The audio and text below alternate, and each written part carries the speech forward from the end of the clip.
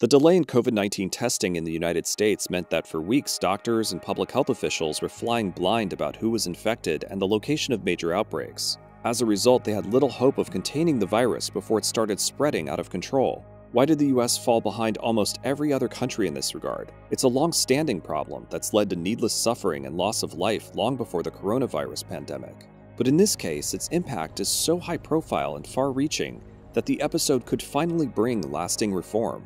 Drastic measures being taken to try to contain the outbreak of a mysterious pneumonia-like virus. The genetic sequence for COVID-19 was published on January 10th by Chinese scientists and uploaded to the National Institute of Health's website, allowing laboratories around the world to create their own diagnostic tests. German scientists had one within a week, and other countries and private labs quickly followed suit.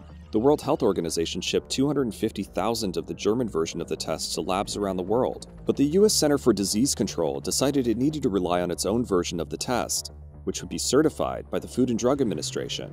But it wasn't ready until early February. February 6th and 7th, 90 tests were shipped to state public health labs around the country. But the kits had a technical flaw and needed to be returned to the CDC for testing. Meanwhile, the virus continued spreading. On February 4, the FDA said it would allow government-approved labs with high-complexity testing capabilities to create their own tests, provided they copy the CDC's approach and send all of their results to the agency's headquarters in Atlanta for verification. Former FDA Principal Deputy Commissioner Joshua Sharfstein told The New Yorker, "You certainly wouldn't want to say any lab can advertise a coronavirus test, because then it's going to be chaos. There's a lot of people who will sell things that may or may not work." Though well-intentioned, the rule became a stumbling block. Every virus is a little different, but this is one of the most challenging ones, certainly I've seen in my lifetime. Take the case of Alex Greninger, a doctor and researcher at the University of Washington, who sent in his application to create a coronavirus test via email. According to a report in GQ, he then learned that he also needed to submit a paper copy, and then another version burned to a compact disc, or loaded onto a drive and delivered to the FDA's Maryland headquarters. After he complied, according to a report in ProPublica, the FDA didn't approve his test right away. They asked him to make sure his test didn't cross-diagnose with SARS and MERS, other coronaviruses, which hadn't been seen in the US in years. His test was finally certified on February 29th, at which point the fatal outbreak in his home state of Washington was already underway. As the crisis worsened and the testing shortage drew headlines, the FDA simplified the process. But then on March 20th, they warned that they may shut down efforts to rapidly make available at-home testing kits on the grounds that they were unvetted and could be fraudulent.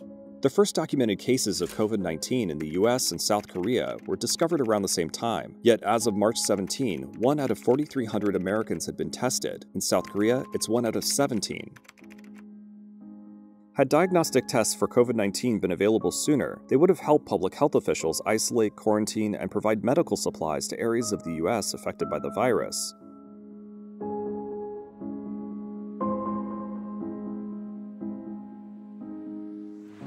How could this happen? This tragic testing delay has brought national attention to the FDA's long-standing, overly cautious approach to regulating American healthcare.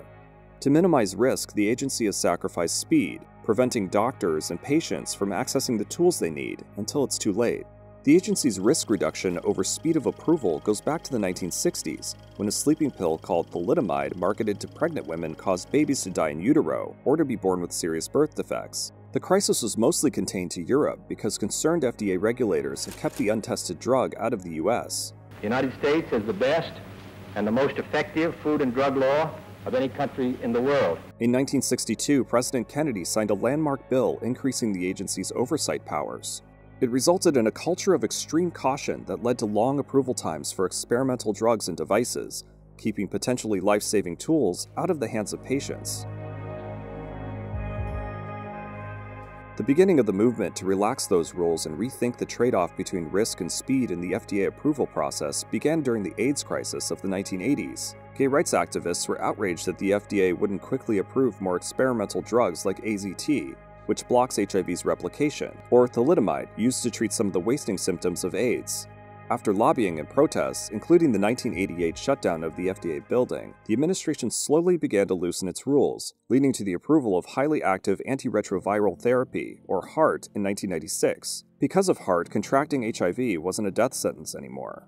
Gay rights activism during the 1980s and 1990s created a framework for patient advocacy to people with life-threatening illnesses, leading to the Right to Try movement, which has allowed terminally ill patients to access experimental drugs and devices that are still undergoing FDA testing. The movement pushed the agency to streamline its own compassionate use program to help the same kinds of patients.